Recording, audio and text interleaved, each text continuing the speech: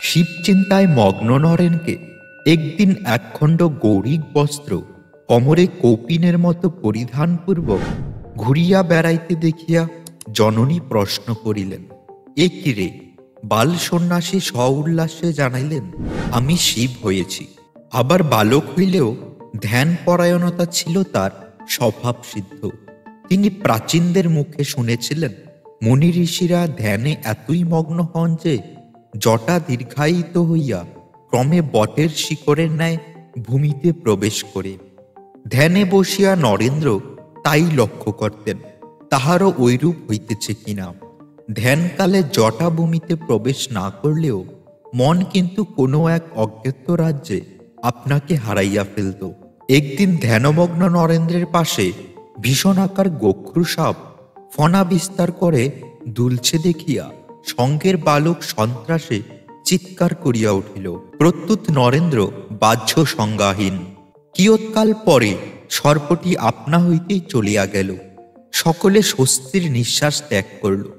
মহাবিদ্যালয়ে পাঠোদ্দশায় আরেকদিন তিনি বাকরুদ্ধ ধ্যানে বসে আছেন। অকস্মাৎ মণ্ডিত মস্তক এক সৌম্য শান্ত জ্যোতির্ময় পুরুষ দণ্ড কমণ্ডল হস্তে সম্মুখে দাঁড়াইয়া কি যেন বলতে উদ্যত হলেন। কিন্তু প্রশান্ত মূর্তিকে কিছুকাল দেখিয়াই নরেন্দ্র ভয়ে গৃহত্যাগ করলেন। হয়তো সেই দিন তিনি বুদ্ধদেবের দর্শন পাইয়াছেন। নরেন্দ্রের নিদ্রাও ছিল এক অলৌকিক ব্যাপার। তিনি অভ্যাসমতো উপুর হয়ে শুয়ে থাকতেন। ওই অবস্থায় চক্ষু মুদ্রিত করলেই এক জ্যোতির্বিন্দু সম্মুখে উপস্থিত হইত এবং নানা বর্ণের পরবর্তিত ও পরিবর্ধিত হইয়া অকস্মাৎ ফাটাইয়া যাইত এবং চতুর্দিকে আলোকে পরিপূর্ণ করিত। সেই আলোক সমুদ্রে ডুবতে ডুবতে নরেন্দ্র সুষুপ্তিতে মগ্ন হইতেন। পরমহংসদেব পরে এই বৃত্তান্ত অবগত হয়ে বলেছিলেন যে উহা ধ্যান সিদ্ধের লক্ষণ। নরেন্দ্রের সাহস এবং অনুসন্ধিৎসাও ছিল অপূর্ব। প্রতিবেশী এক বালকের বাটিতে চম্পক বৃক্ষের শাখায় পদদ্বয় সংলগ্ন করিয়া মুক্ত হস্তে নতমস্তক দুলিতে দুলিতে তিনি আনন্দ পাইতেন। একদিন বাড়ির বৃদ্ধ কর্তা ক্ষুদ্র বালককে তদ অবস্থায় দেখিয়া সন্ত্রস্ত ভাবে নিষেধ করলেন। নরেন্দ্র অমনি কারণ জানতে চাইলেন। বালককে সম্পূর্ণ নিরস্তর করার আশায় বৃদ্ধ ভয় দেখালেন।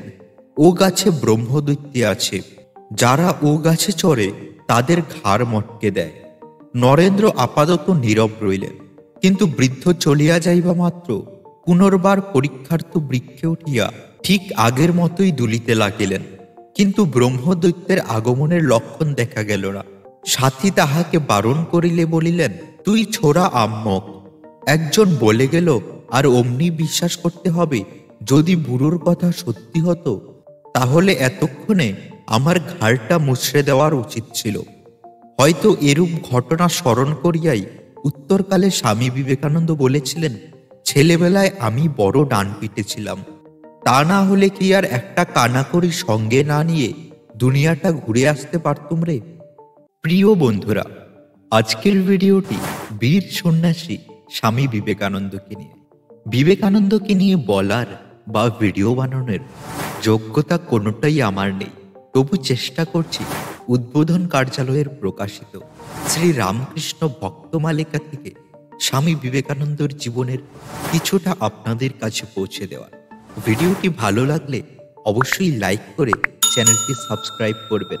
আপনাদের একটি সাবস্ক্রিপশন আমাদের ভিডিও বানানোর জন্য অনেক উৎসাহ প্রদান করে।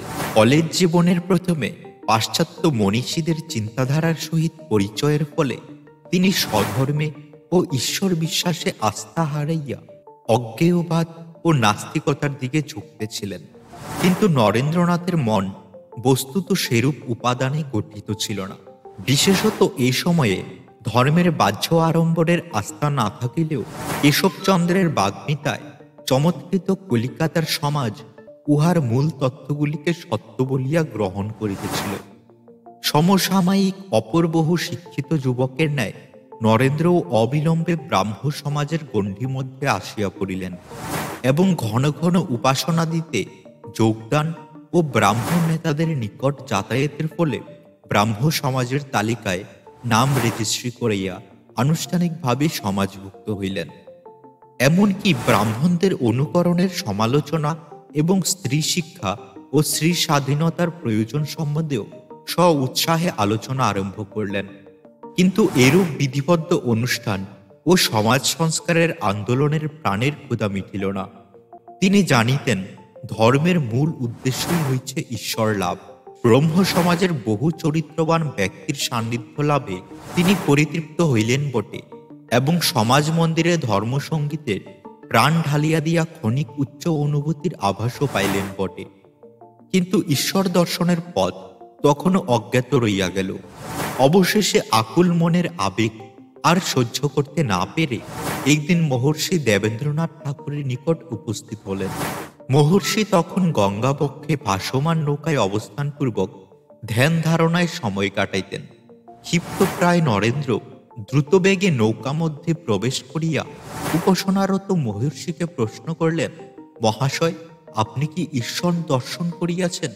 ব্যগ্র কণ্ঠের অপ্রত্যাশিত প্রশ্নে ধ্যানোত্থিত মহর্ষি নীরবে প্রশ্নকর্তার দিকে চাহিয়া রইলেন।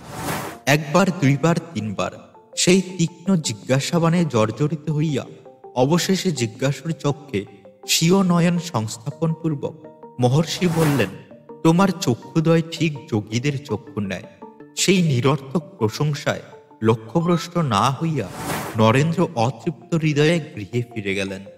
শাস্ত্র বলেন, শিষ্যের মন প্রস্তুত হইলে ভগবত কৃপায় গুরুলাভে বিলম্ব হয় না।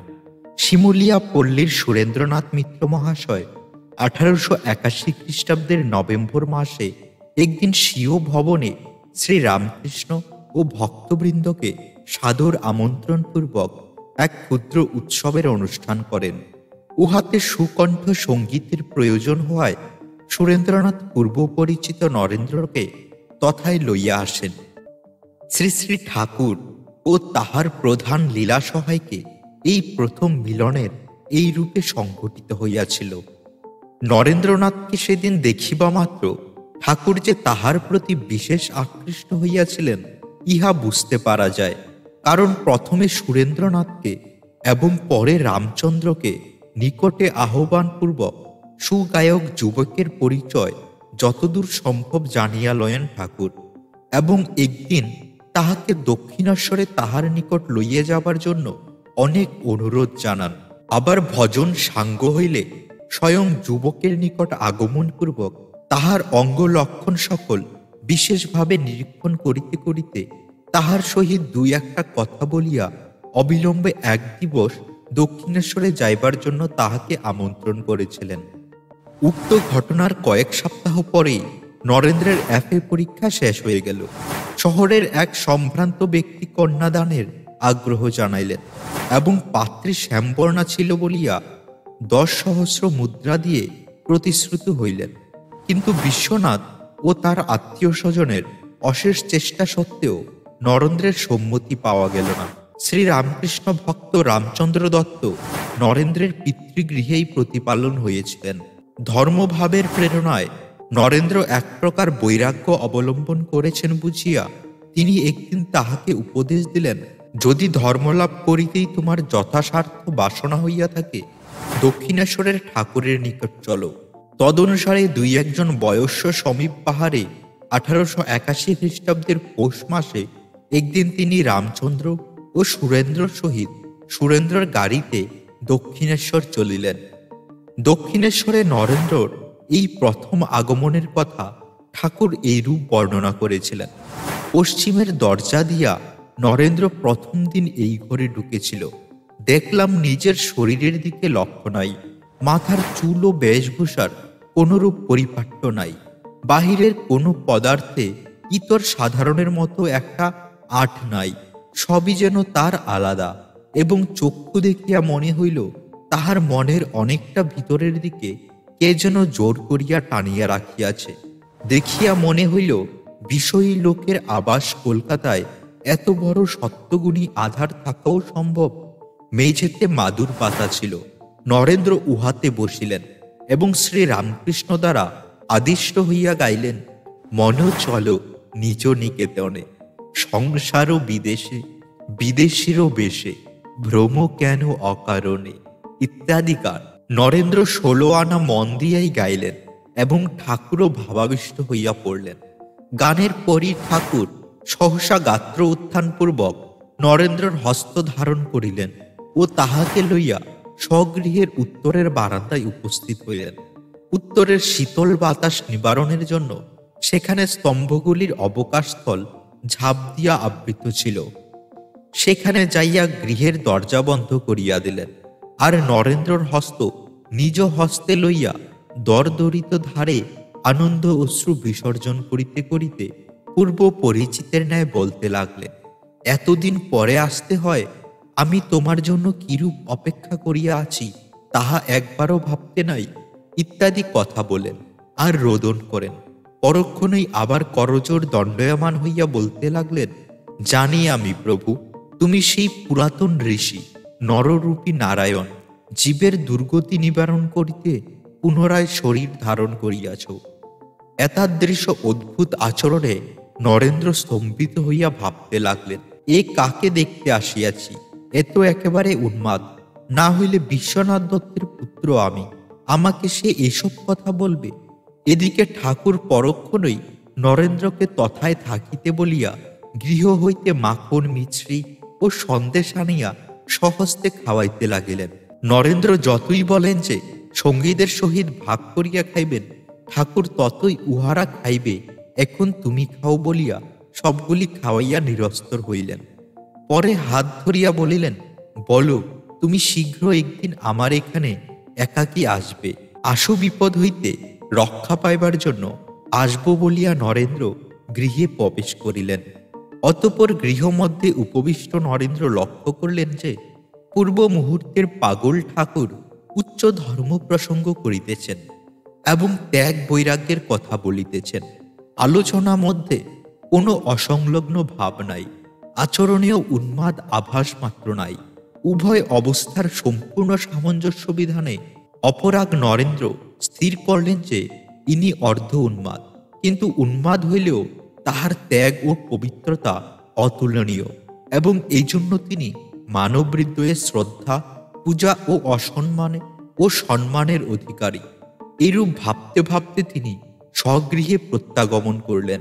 এদিকে নরেন্দ্র চলিয়া গেলে ঠাকুরের হৃদয়ে অহর্নিশ পুনর্মিলনের আকাঙ্ক্ষা এইরূপ বেকুল হইয়া উঠল যে অনেক সময় বোধ হইত বুকের ভেতরটা কে যেন গামছা নিংড়াইবার মতো জোরে মোচড়ে দিতেছে। আপনাকে সামলাইতে না পারিয়া ঝাউতলার দিকে যাইয়া, ওরে তুই আয় রে, তোকে না দেখে আর থাকতে পারছি না বলিয়া ডাক ছাড়িয়া কাঁদতেন। পরে অপর কোনো কোনো বালক ভক্তের জন্যও তাহার অতি প্রকাশ পাইয়াছিল বটে, কিন্তু তিনি নিজে বলেছেন, নরেন্দ্রর জন্য যেমন হইয়াছিল তাহার তুলনায় সে কিছু নয় বললেও চলে। ভিডিওটি দেখতে কেমন লাগছে তা অবশ্যই কমেন্টে জানাবেন। তার পরের ভিডিওটি কোন মহাপুরুষের জীবনী শুনতে চান তাও কমেন্টে একবার লিখে জানাবেন।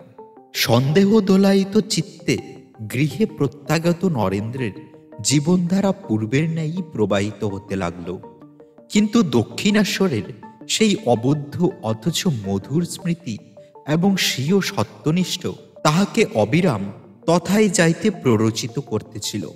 অবশেষে নরেন্দ্র একদিন পদব্রজে সেখানে চললেন। তখন দক্ষিণেশ্বরের ঠাকুর স্বগৃহে একাকী ছোট্ট তক্তপোষখানিতে বসেছিলেন।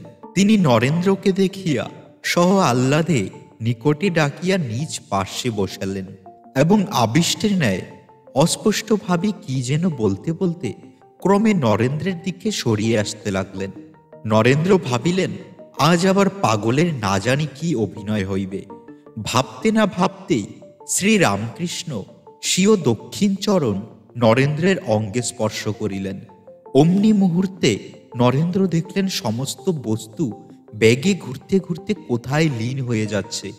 নিখিল বিশ্বের সহিত নরেন্দ্রের আমিত্ব যেন কোন এক মহাশূন্যের দিকে ধাবিত হইতেছে। তবে কি মরণ সম্মুখে নরেন্দ্র আত্মসংবরণে অসমর্থ হইয়া চিৎকার করিয়া উঠিলেন, ওগো, তুমি আমায় এ কি করলে? আমার যে বাপ মা আছেন।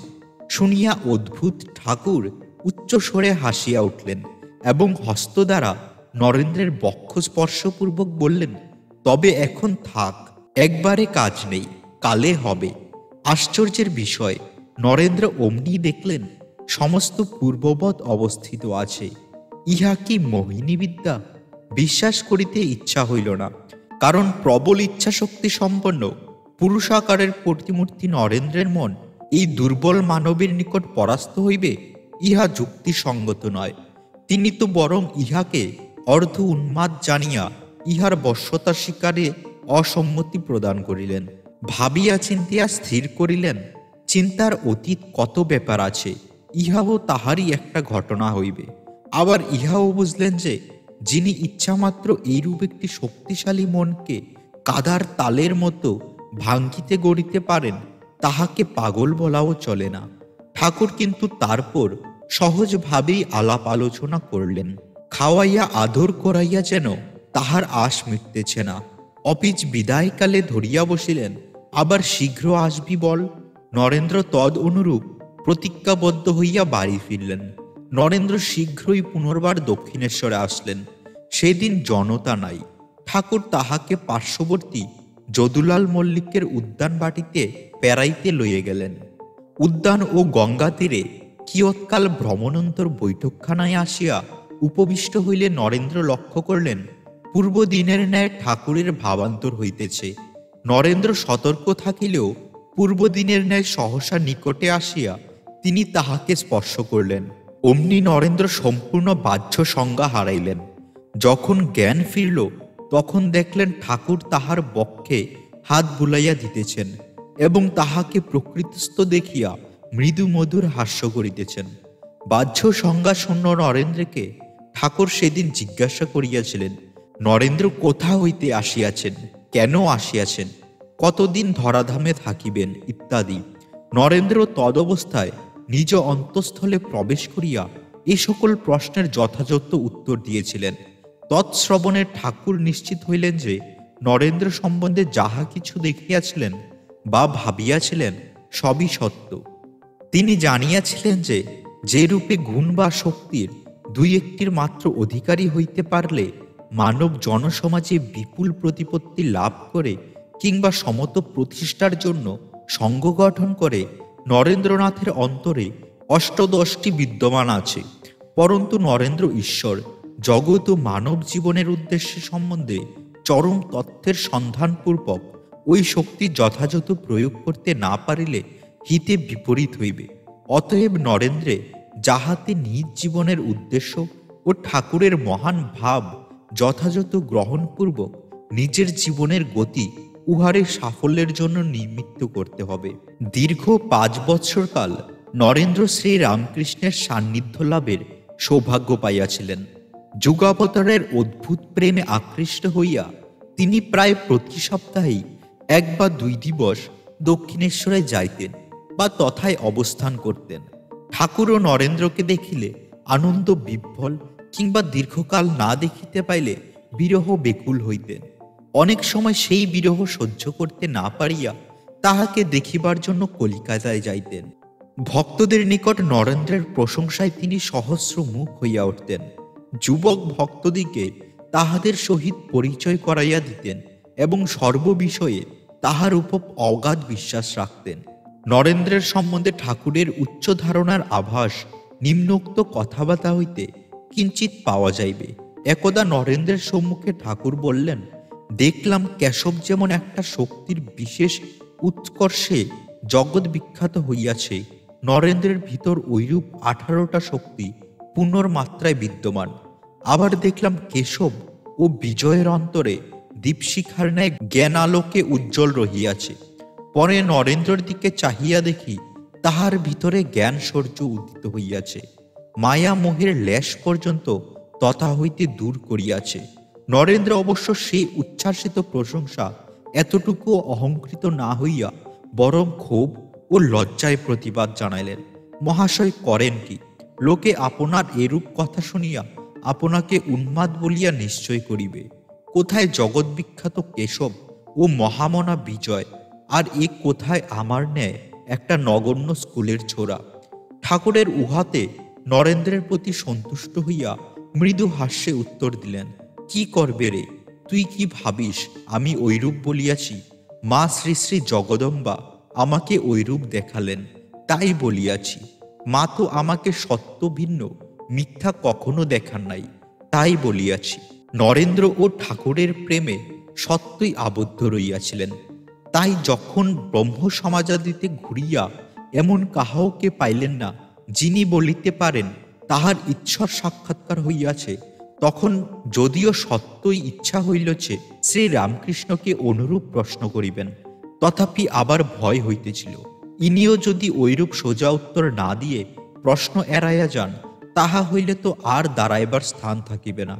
যাহা হোক, মনের অস্বস্তি দীর্ঘকাল মনেই চাপিয়া রাখিতে না পারিয়া তিনি একদিন সাহস ভরে ঠাকুরকে প্রশ্ন করিয়া বসলেন, মহাশয়, আপনি কি ঈশ্বর দর্শন করেছেন? তৎক্ষণাৎ দ্বিধাহীন সুস্পষ্ট উত্তর আসিল, হ্যাঁ গো, এই যেমন তোমায় দেখছি। ইহা বলিয়া ঠাকুর ক্ষান্ত হইলেন না, কিন্তু তিনি নরেন্দ্রকে জানাইলেন যে তাহাকেও দেখাই দিতে পারেন। নরেন্দ্র অন্ধকারে পথ পাইলেন। যদিও তাহার যুক্তিপ্রবণ মন তখনও সর্ববিষয়ে ঠাকুরের সম্বন্ধে নিঃসন্দেহ হইল না। তাই ঠাকুর তখন স্বীয় অনুভূতি বা নরেন্দ্রের ভবিষ্যৎ সম্বন্ধে গোপনীয় তথ্য উদ্ঘাটনান্তে বলিতেন, মা দেখিয়াছেন ও বলাইয়াছেন। স্পষ্টবাদী নির্ভীক নরেন্দ্র তখন বিচারের পথ অবলম্বনপূর্বক বলতেন, মা দেখাইয়া থাকেন অথবা আপনার মাথার খেয়াল ওইসব উপস্থিত হয়, তাহা কে বলিতে পারে?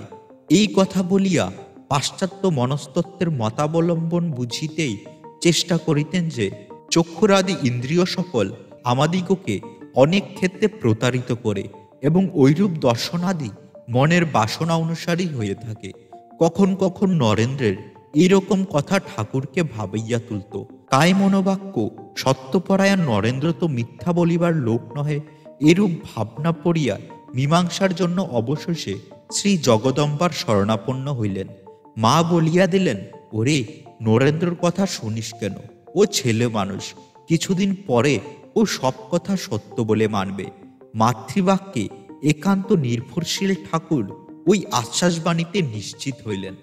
বিএ পাশের পর নরেন্দ্র বিএল পড়তে আরম্ভ করলেন, কিন্তু বিএ পরীক্ষার স্বল্পকাল পরেই 1884 খ্রিস্টাব্দের প্রারম্ভে তাহার পিতৃবিয়োগ হইল। পিতার আয় ছিল যেমন প্রচুর, ব্যয়ও ছিল তেমনি অপরিমিত। মুক্ত হস্ত বিশ্বনাথ পরিবারের জন্য কিছুই রাখিয়া যান নাই।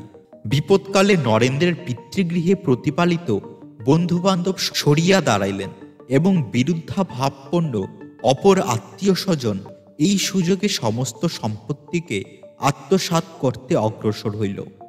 ভবিষ্যতে যিনি দরিদ্র নারায়ণকে সেবার প্রবর্তনপূর্বক জগদ্বরেণ্য হইবেন, আজ তাহাকে দারিদ্র্যের প্রত্যক্ষ অভিজ্ঞতা দিবার জন্যই বোধ হয় এইরকম আয়োজন।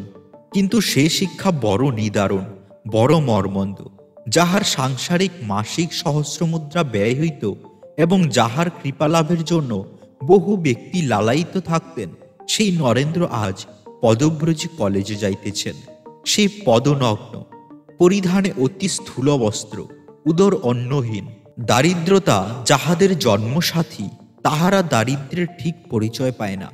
কিন্তু অকারণে অকস্মাৎ সচ্ছলতা হইতে বঞ্চিত যাহাকে অনাহারে দিনাতিপাত করতে হয় এবং মাতা ভ্রাতা ভগ্নীর শুষ্ক বদন নিরীক্ষণ করিয়া অশ্রুরোধপূর্বক মুখ ফিরাইয়া চলিয়া যাইতে হয়, সে জানে দরিদ্র দোষা গুণরাশিনী। এই কথার কতটা সত্য। বাটিতে অভাব জানিয়া নরেন্দ্র নিমন্ত্রণ আছে বলিয়া বাহিরে চলিয়া যাইতেন এবং অনেকদিন অনাহারেই কাটাইতেন। সময় বুঝিয়া মহামায়েও মোহজাল বিস্তার করলেন। এক সঙ্গতি সম্পন্না রমণী প্রস্তাব করিয়া পাঠাইলেন যে নরেন্দ্র তাহার সম্পত্তি গ্রহণপূর্বক দুঃখের অবসান ঘটাইতে পারেন। বিষম অবজ্ঞা ও কঠোরতা অবলম্বনে তিনি সেই পরীক্ষায় উত্তীর্ণ হইলেন। সংসারের কার্যে বিব্রত থাকায় নরেন্দ্র দীর্ঘকাল দক্ষিণেশ্বরে আসতে পারছে না। তা দেখিয়া কলিকাতায় ভক্তদিগকে অনুরোধ করতে লাগলেন ঠাকুর, তাহারা যেন তাহাকে দক্ষিণেশ্বরে নিয়ে আসেন। তবু নরেন্দ্রর যাওয়া হইল না। অধিকন্তু 10 জন। কথা শুনিয়া যখন ভক্তগণ সত্যিই নরেন্দ্রের মানসিক অবস্থা পরীক্ষার্থ তৎসকাশে আসিতে লাগিলেন, তখন কথাচ্ছলে আপন আপন সন্দেহ প্রকাশ করিয়া ফেলিতে লাগিলেন। তখন নরেন্দ্র ভাবতে লাগলেন, অবশেষে কি শ্রী রামকৃষ্ণ আমার প্রতি সন্দেহযুক্ত হইলেন? কাজেই দারুণ অভিমানে স্থির করিলেন আর দক্ষিণেশ্বর যাইবেন না। কিন্তু মনে মনে ইহাও বুঝিলেন যে তিনি সাধারণ মানবের নয়, সংসার ধর্ম পালনের জন্য পৃথিবীতে আসেন নাই। সুতরাং সর্ববিষয়ে ভাবিয়া স্থির করলেন যে সংসার ত্যাগই শ্রেয়। এমন সময় একদিন কলকাতায় এক ভক্তগৃহে শ্রীরামকৃষ্ণের শুভ পদার্পণের সংবাদ পাইয়া নরেন্দ্রনাথ শ্রীগুরুর শেষ দর্শনের জন্য সেখানে উপস্থিত হইলেন। ঠাকুর অমনি ধরিয়া বসিলেন, তাহার সঙ্গে দক্ষিণেশ্বরে যাইতে হইবে। নরেন্দ্র অনেক আপত্তি জ্বালাইলেন, কিন্তু কিছুই কার্যকর হইল না। দক্ষিণেশ্বরে যাইতে হইল। তথায় উপস্থিত হইয়া ভাবাবেগে বিভোর ঠাকুর নরেন্দ্রকে আলিঙ্গনপূর্বক শাস্ত্র নেত্রে গাহিতে লাগিলেন, কথা কইতে ডরাই, না কইতে ডরাই, আমার মনে সন্দেহ হয়, বুঝি তোমায় হারাই, হা হারাই। সেই প্রেমের উচ্ছ্বাসে নরেন্দ্রের হৃদয়ে বাঁধ ভাঙ্গিয়া 2 নয়ন অশ্রুতে উত্তোলিত হইয়া উঠিল। তাহাদের এই প্রকার আচরণে বিস্মিত পার্শ্বস্থ সকলেরই অনুসন্ধিৎসা জাগিলেও ঠাকুর কোনো কারণে নির্দেশ না করিয়া শুধু বলিলেন, আমাদের ও একটা হয়ে গেল। সে রাত্রে সকলে চলিয়া গেলেন। তিনি নরেন্দ্রকে একান্তে বলিলেন, জানি আমি তুমি মায়ের কাজের জন্য এসেছ, সংসারে কখনোই থাকিতে পারবে না, কিন্তু আমি যতদিন আছি ততদিন আমার জন্য থাকো। পরদিন শান্ত হৃদয়ে নরেন্দ্র গৃহে ফিরলেন, কিন্তু পরিবারের দুরবস্থার পূর্বের নেই চলিতে লাগিল। অগত্যা একদিন তিনি স্থির করলেন যে ঠাকুরকে প্রতিবিধানের জন্য ধরিত করবেন। অতএব দক্ষিণেশ্বরে উপস্থিত হইয়া কাতর কণ্ঠে প্রার্থনা করলেন, আপনি মা কালীকে বলে কয়ে আমাদের সাংসারিক দুঃখ নিবারণের একটা উপায় করে দেন। ঠাকুর বললেন, ওরে, আমি কোনোদিন মার কাছে কিছু চাই নাই, তবু তোদের যাতে একটু সুবিধা হয় তোর জন্য অনুরোধ করেছিলাম, কিন্তু তুই তো মাকে মানিস না, তাই মা তোর কথায় কান দেন না।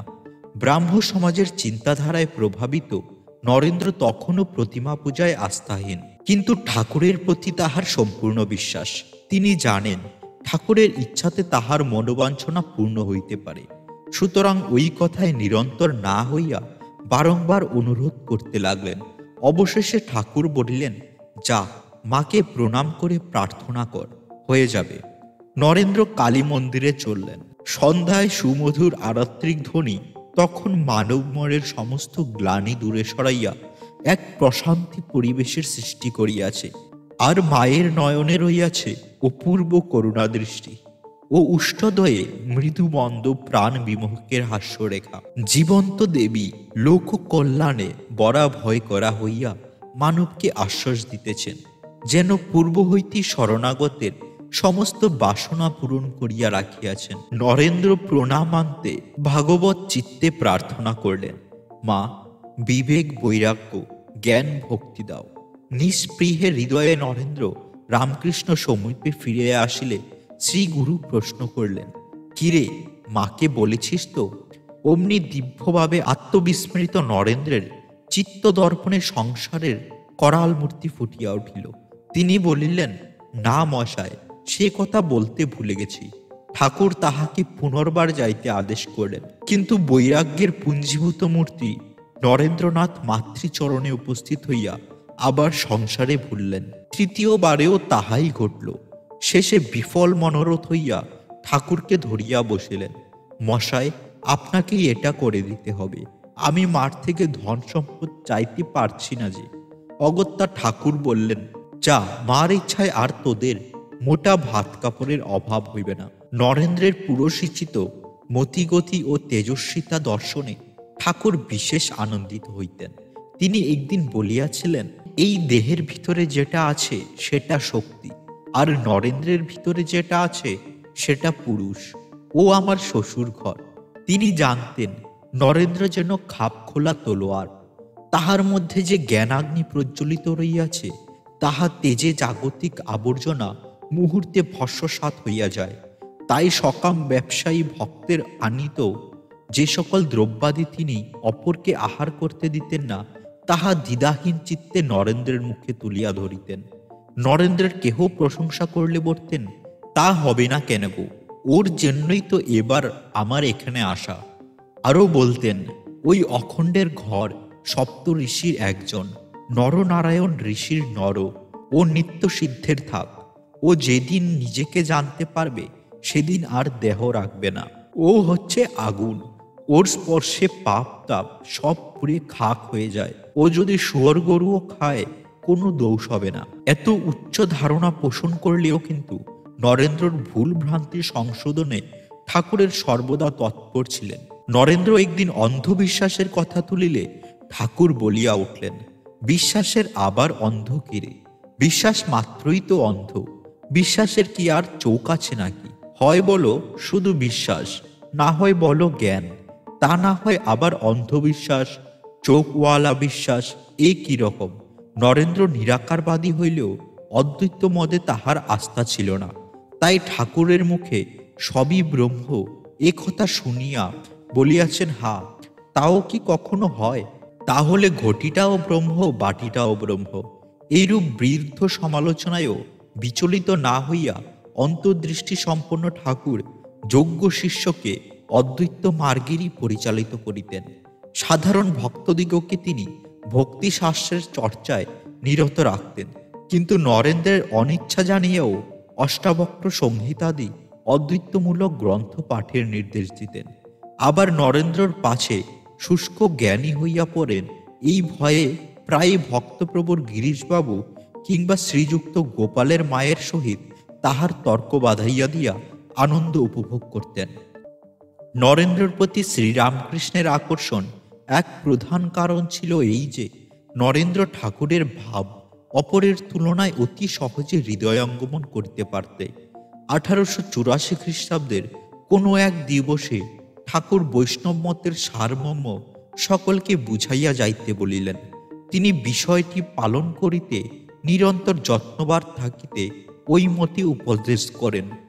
নামে রুচি, জীবে দয়া, বৈষ্ণব পূজন, এই নামেই সেই ঈশ্বর। নাম ও নামী অভেদ জানিয়া সর্বদা অনুরাগের সহিত নাম করবে। ভক্ত ও ভগবান, কৃষ্ণ ও বৈষ্ণব অভেদ জানিয়া সর্বদা সাধু ভক্তদিগকে শ্রদ্ধা পূজা ও বন্ধনা করিবে এবং কৃষ্ণেরই জগৎ সংসার এ কথা হৃদয়ে ধারণ করিয়া সর্বজীবে দয়া করিবে। এই পর্যন্ত বলিয়াই তিনি সমাধিস্থ হইয়া পড়লেন। সমাধি ভঙ্গে বলিতে লাগেন, জীবে দয়া, জীবে দয়া। দূর শালা, কীটানো কীট তুই, জীবকে দয়া করবি? দয়া করবার তুই কে? না না, জীবে দয়া নয়, শিব জ্ঞানে জীবের সেবা। কথার পরে বাহিরে আসিয়া নরেন্দ্র বলিলেন, কি অদ্ভুত আলোকই আজ ঠাকুরের কথায় দেখিতে পাইলাম। ঠাকুর আজ ভাবাবেশে যাহা বলিলেন তাহাতে বোঝা গেল বনের বেদান্তকে ঘরে আনা যায়, সংসারের সকল কাজ উহাকে অবলম্বন করিতে পারা যায়। যাহা হোক, ভগবান যদি দিন দেন তো আজ যাহা শুনিলাম এই অদ্ভুত সত্য সংসারের সর্বত্র প্রচার করিব। পণ্ডিত মূর্খ, ধনী দরিদ্র, ব্রাহ্মণ চণ্ডাল সকলকে শুনাইয়া মোহিত করিব। বস্তুত নরনারায়ণের সেবক ভাবি বিবেকানন্দ তখন হইতে রূপ গ্রহণ করিতেছিলেন। কাশীপুরে সাধনায় মগ্ন নরেন্দ্রের মন শ্রীরামকৃষ্ণের কৃপায় বহু অনুভূতি লাভে সমর্থ হয়। তিনি ধ্যানকালে ললাট মধ্যে একটি ত্রিকোণাকার জ্যোতি দর্শন করতেন। ঠাকুর উহাকে ব্রহ্মজনী বলিয়া নির্দেশ করেন। অনেক সময় নরেন্দ্র দেখতেন ধুনির পার্শ্বে নানা দেবদেবীর সমাগম হইয়াছে। এই সাধনার ফলে একসময় তাহার অনুভূতি জাগিল যে তাহার মধ্যে এইরূপ আধ্যাত্মিক শক্তি সঞ্চিত হইয়াছে যাহা অপরের সংক্রামিত করা চলে। সুতরাং পরীক্ষা চলে শিবরাত্রির গভীর নিশীতে ধ্যানকালে অভেদানন্দকে স্বীয় অঙ্গ স্পর্শ করাইয়া থাকিতে বলিলেন। ঐরূপ করিলে অভেদানন্দের বোধ হইল যেন একটা বৈদ্যুতিক শক্তি তাহার মধ্যে প্রবেশ করতেছে। তদবধি ভক্ত অভেদানন্দকে ঘোর বৈদান্তিকে পরিণত হইলেন। পরন্তু শ্রীরামকৃষ্ণ উহা শুনিয়া নরেন্দ্রকে সাবধান করিয়া দিলেন। তিনি যাহাতে ভবিষ্যতে এইভাবে শক্তির অপপ্রয়োগ না করেন কিংবা অপরের মধ্যে বলপূর্বক বিজাতীয় ভাব সঞ্চার না করেন। এই কালে নরেন্দ্রর মনে নির্বিকল্প সমাধির আকাঙ্ক্ষা বড়ই তীব্র হইয়া উঠিল। একদিন অন্তরে বাসনা গোপন রাখতে না পারিয়া শ্রীরামকৃষ্ণ সমীপে উহা নিবেদন করলেন। ঠাকুর আশ্বাস দিলেন যে তাহার দেহ নিরাময় হইলে ঐরূপ ব্যবস্থা হইবে। কিন্তু নরেন্দ্রের তখন বিলম্ব অসহ্য। অগত্যা ঠাকুর বললেন, তুই কি চাস বল। নরেন্দ্র জানাইলেন, আমার ইচ্ছা হয় সুখদেবের মতো একেবারে ৫-৬ দিন সমাধিতে ডুবে থাকি, তারপর শুধু দেহ রক্ষার জন্য খানিকটা নিচে নেমে এসে আবার সমাধিতে চলে যাই। ঠাকুর অমনি গম্ভীর কণ্ঠে ধিক্কার দিয়া বললেন, ছি ছি, তুই এত বড় আধার নরেন, তোর মুখে এই কথা। আমি ভেবেছিলুম তুই কোথায় একটা বিশাল বটবৃক্ষের মতো হবি, তোর ছায়ায় হাজার হাজার লোক আশ্রয় পাবে, তা না হয়ে তুই কিনা শুধু নিজের মুক্তি চাস। ঐরূপ তিরস্কারে নরেন্দ্রের নয়নে অজস্র অশ্রু ঝরিতে লাগিল। তিনি বুঝলেন ঠাকুরের হৃদয় কত মহান, কিন্তু তাহার আকাঙ্ক্ষা অসম্পূর্ণ রহিল না। কিছুদিনের মধ্যেই তিনি একদা সন্ধ্যার পরে নির্বিকল্প ভূমিতে আরূঢ় হইলেন। শরীর স্থির, নিস্তব্ধ। অদ্বৈতানন্দ মহারাজ এই জড়বৎ অবস্থা লক্ষ্য করিয়া ব্যস্ত সমস্ত ভাবে ঠাকুরের নিকট যাইয়া সংবাদ দিলেন, নরেন্দ্র মরিয়া গিয়াছে। চারদিকে বেশ একটা চাঞ্চল্যের সৃষ্টি হইল। কিন্তু তত্ত্ববেত্তা ঠাকুর বললেন, বেশ হয়েছে, থাক খানিক্ষক ওই রকম হয়ে, ওর জন্য যে আমার জ্বালাতন করে তুলেছিল। রাত্রি ১ প্রহর পর নরেন্দ্র সহজ অবস্থা প্রাপ্ত হইয়া ঠাকুরের নিকট আসিলেন। তিনি বললেন, কেমন মা তো আজ তোকে সব দেখিয়ে দিল, চাবি কিন্তু আমার হাতে রইল।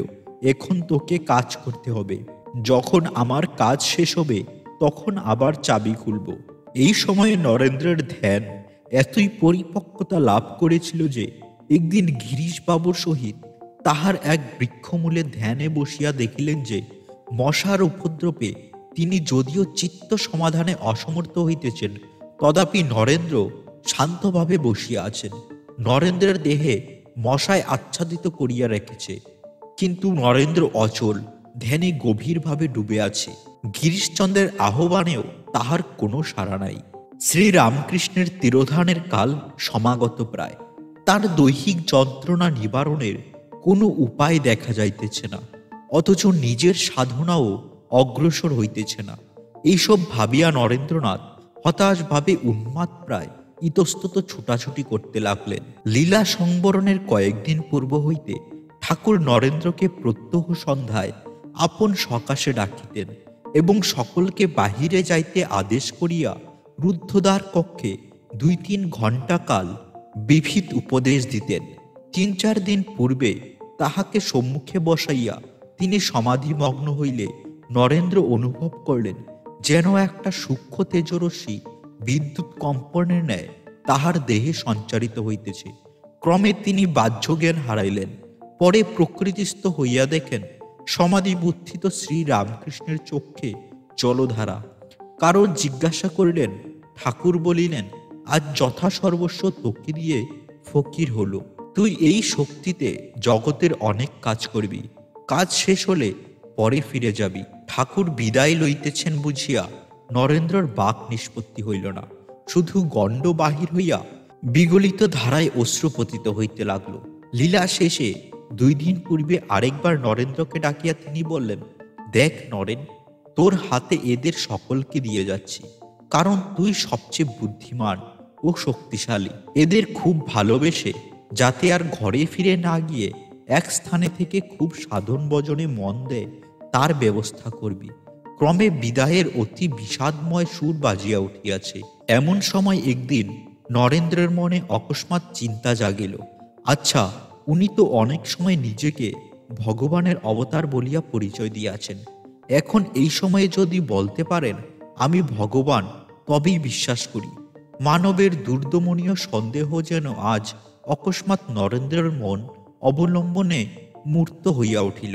আর অমনি লীলাধৃত বিগ্রহ ভগবান এই নিদারুণ রোগ যন্ত্রণার মধ্যেও নরেন্দ্রের দিকে মুখ ফিরাইয়া বলিলেন, এখনো তোর জ্ঞান হলো না? সত্যি সত্যিই বলছি, যে রাম, যে কৃষ্ণ, সেই ইদানিং এই শরীরে রামকৃষ্ণ, তবে তোর বেদান্তের দিক দিয়ে নয়। কৃতা অপরাধ নরেন্দ্র মৌন বিস্ময়ে অশ্রু বিসর্জন করিতে লাগিলেন। ইহার 2 দিবস পরে 1886 খ্রিস্টাব্দের 16ই আগস্ট, 31শে শ্রাবণ, ঝুলন পূর্ণিমার রাত্রে 1:06 ঠাকুর মহাসমাধিতে মগ্ন হইলেন। সেই মর্মন্দ বিচ্ছেদের পর 1 সপ্তাহের মধ্যেই এক রাত্রে উদ্যানে ভ্রমণ নিরত নরেন্দ্র দেখলেন সম্মুখে ঠাকুরের জ্যোতির্ময় মূর্তি। চক্ষুর ভ্রম মনে করিয়া তিনি নির্বাক রহিলেন, কিন্তু পার্শ্বস্থিত গুরুভ্রাতা সবিস্ময়ে বলিয়া উঠিলেন, নরেন্দ্র, দেখো দেখো। সংশয় দূর হইল। নরেন্দ্র বুঝল ঠাকুরের স্থূলদেহ নষ্ট হইলেও তিনি শাশ্বত জ্যোতির্ময় দেহ দর্শন দিতে আসিয়াছেন। অমনি সকলকে নরেন্দ্র ডাকিতে লাগিলেন, কিন্তু তাহারা আসিবার পূর্বেই সেই মূর্তি অদৃশ্য হল।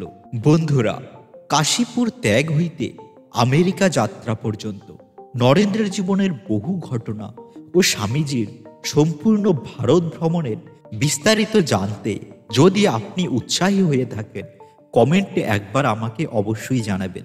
আমি চেষ্টা করব খুব শীঘ্রই আপনাদের ইচ্ছা পূরণ করার। আজকের ভিডিওটি এই পর্যন্তই।